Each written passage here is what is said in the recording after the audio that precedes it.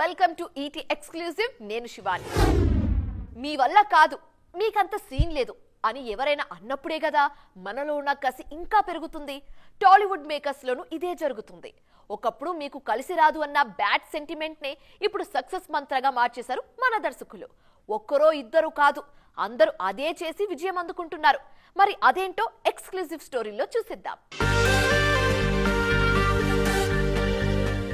ఒకప్పుడు తెలుగులో సీక్వెల్ తీస్తే ఫ్లాప్ తప్ప మరో మాట ఉండేది కాదు. పార్ట్ 2 అంటే పొరపాటును కూడా వర్కౌట్ అయ్యేది కాదు. దాంతో టాలీవుడ్ కు సీక్వెల్స్ అచ్చిరావు, వాళ్లకు చేయడం చేత కాదు అంటూ ఓ ముద్ర పడింది.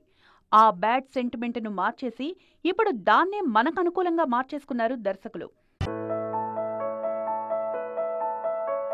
ప్రతి ఒక్క ఐవీఎఫ్ క్లినిక్ లో మీకు ఈ డిస్కౌంట్ ఇస్తాము, ఆ డిస్కౌంట్ ఇస్తామంటారు. కానీ మేము బిడ్డని ఇస్తాం అని ఎందుకు చెప్పడం లేదు? మనం ప్రామిస్ కోసం డబ్బులిస్తున్నామా లేదా తల్లిదండ్రులు కావడం కోసం చెల్లిస్తున్నామా? Nova IVF. దాగిన ఖర్చులుండవు, మీరు నమ్మగల నైపుణ్యం మాత్రమే. సీక్వెల్స్ పరంగా కాసులు కురిపిస్తున్నారు. 8 ఏళ్ల కింద బాహుబలి 2తో సీక్వెల్స్ రాత మారింది. ఆ తర్వాత మన దర్శకులు సీక్వెల్స్ తో బ్లాక్ బస్టర్స్ కొడుతున్నారు. టాలీవుడ్ కు సీక్వెల్ అచ్చిరావని వెక్కిరించినోళ్లే ఇప్పుడు వారే వాహ్ ఏం సీక్వెల్స్ చేస్తున్నారంటూ పొగుడుతున్నారు. తాజాగా మ్యాడ్ స్క్వేర్ తో మరోసారి బాక్సాఫీస్ బద్దలయ్యేలా కనిపిస్తోంది. మ్యాడ్ కు సీక్వెల్ గా వచ్చిన మ్యాడ్ స్క్వేర్ ఓపెనింగ్స్ లో రఫ్ వాడిస్తోంది. గతేడాది మత్తు వదలరా 2 కూడా సెన్సేషన్ బ్లాక్ బస్టర్ గా నిలిచింది. అంతేకాదు, దానికి ముందు DJ Tillu sequel Tillu square చేసిన రచ్చ అంతా ఇంతా కాదు. సిద్ధు జొన్నలగడ్డ నటించిన ఈ సినిమాకి ఏకంగా 120 కోట్లకు పైగా కలెక్షన్స్ వచ్చాయి. అలాగే హిట్ 2 సైతం మంచి విజయం సాధించింది. చిన్న సినిమాలకు మాత్రమే కాదు, స్టార్స్ కు కూడా సీక్వెల్స్ కాసుల పంట పండిస్తున్నాయి. పుష్ప 300 కోట్లు వసూలు చేస్తే సీక్వెల్ 1800 కోట్లు కలెక్ట్ చేసింది. ఈ సెంటిమెంట్ తోనే దేవర 2, సలార్ 2, కల్కి 2, గూఢచారి 2, హిట్ 3 అంటూ వరుసగా సీక్వెల్స్ వస్తూనే ఉన్నాయి. బ్రాండ్ వాడుకుంటూ కంటెంట్ ఉన్న క్వాలిటీ సీక్వెల్స్ తో రచ్చ చేస్తున్నారు మన మేకర్స్. రీ రిలీజ్ సినిమాలకు ప్రీ రిలీజ్ వేడుక వినడానికి భలే విచిత్రంగా ఉంది కదా. రీ రిలీజ్ అంటేనే పాత సినిమాను మళ్ళీ విడుదల చేయడం, మళ్ళీ దానికేంటి ప్రీ రిలీజ్ ఫంక్షన్ అనుకోవచ్చు. కానీ మనోళ్ళు ఏం చేసినా అంత వెరైటీగా ఉంటుంది. మరి తాజాగా 34 ఏళ్ల నాటి సినిమాకు రీ రిలీజ్ ఫంక్షన్ చేస్తున్నారు మేకర్స్. మరి అదేంటో ట్రాక్ చేద్దాం. రీ రిలీజ్ సినిమాల ట్రెండ్ ఇండియన్ సినిమాకు పరిచయం చేసిందే టాలీవుడ్. 3 ఏళ్ల కింద పోకిరి అంటూ మొదలైన ఈ ట్రెండ్ ఇప్పుడు నెక్స్ట్ లెవెల్ కు వెళ్లిపోయింది. ఎంతగా అంటే రీ రిలీజ్ కు కూడా ప్రీ రిలీజ్ వేడుక చేసేంతగా గతేడాది సింహాద్రి సినిమాకు అలాగే చేశారు మేకర్స్. అప్పట్లో ఆ వేడుకకు విశ్వక్సేన్ కూడా వచ్చారు. శంకర్దాద ఎంబీబీఎస్ రీ రిలీజ్ టైంలోనూ చిన్న ఫంక్షన్ లా చేశారు మేకర్స్. తాజాగా బాలయ్య మరో స్టెప్ ఎక్కుతున్నారు.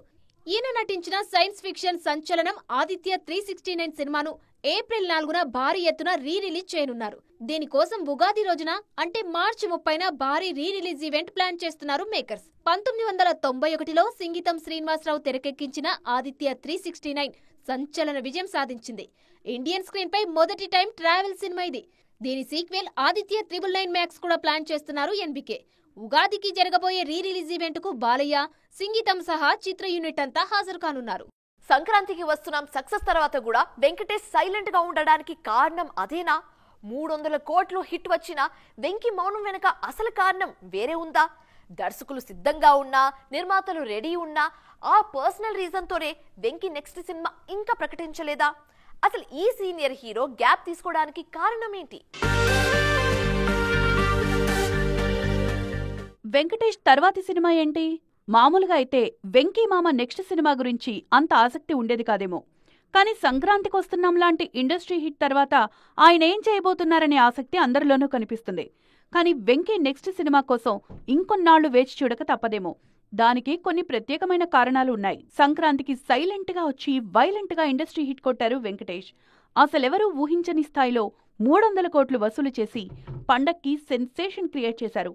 దాంతో వెంకీ నెక్స్ట్ సినిమా ఏమై ఉంటుందా అనే ఆసక్తి మొదలైంది. ఇప్పుడు ఈయన కోసం 4 ప్రొడక్షన్ హౌజులైతే వేచి చూస్తున్నారు. కానీ ఏదీ కన్ఫర్మ్ చేయలేదు. నెక్స్ట్ ఏంటి అని అడిగితే చూద్దాం మెల్లగా, కంగారే లేదు అన్నారు ఈ సీనియర్ హీరో. కాకపోతే మైత్రి మూవీ మేకర్స్, సితారా ఎంటర్టైన్మెంట్స్, స్వప్న సినిమాతో పాటు సురేష్ ప్రొడక్షన్స్ లో వెంకీకి నెక్స్ట్ కమిట్మెంట్స్ ఉన్నాయి. కాకపోతే వెంకీ బ్రేక్ కు కారణం కాలి నొప్పి అని తెలుస్తోంది. చాలా రోజులుగా నీ ఇష్యూతో బాధపడుతున్నారు వెంకటేష్. వైద్యుల సలహా మేరకు కొన్ని రోజులు వెంకీ విశ్రాంతి తీసుకుంటున్నారని తెలుస్తోంది. సమ్మర్ తర్వాతే ఈయన కొత్త సినిమా మొదలు కానుంది. ఇప్పటికే మాస్ జాతర ఫేమ్ భాను భోగవరపుతో పాటు హరీష్ శంకర్ కూడా ఈ హీరోకు కథలు చెప్పారని తెలుస్తోంది. మొత్తానికి తర్వాతి ప్రాజెక్టు ఎప్పుడున్నా మరోసారి వింటేజ్ ఫ్యామిలీ కథతో రావాలని చూస్తున్నారు వెంకటేష్. స్టార్ హీరోల సినిమాలొస్తే ఒక్క టికెట్ ఇప్పించండిరా బాబు, డబ్బులు ఎంతైనా పర్వాలేదు అంటుంటారు అభిమానులు.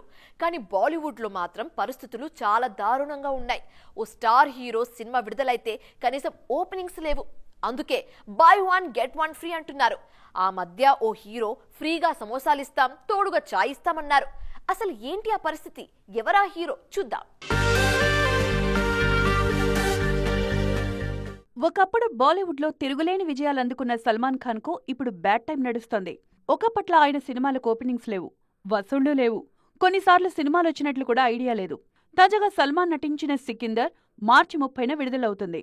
మురుగదాస్ తెరకెక్కించిన ఈ సినిమాకు బంపర్ ఆఫర్ ఇస్తున్నారు టికెట్ బుకింగ్ యాప్స్. సల్మాన్ లాంటి సూపర్ స్టార్ సినిమా టికెట్స్ కోసం ఆడియన్స్ ఎగబడాలి, కానీ అలా జరగట్లేదు ఇప్పుడు. అసలు మ్యాటర్ ఏంటంటే సికందర్ ఫస్ట్ డే చూడ్డానికి కూడా కొన్ని టికెట్ యాప్స్లో 150 రూపాయల కూపన్ ఇచ్చారు.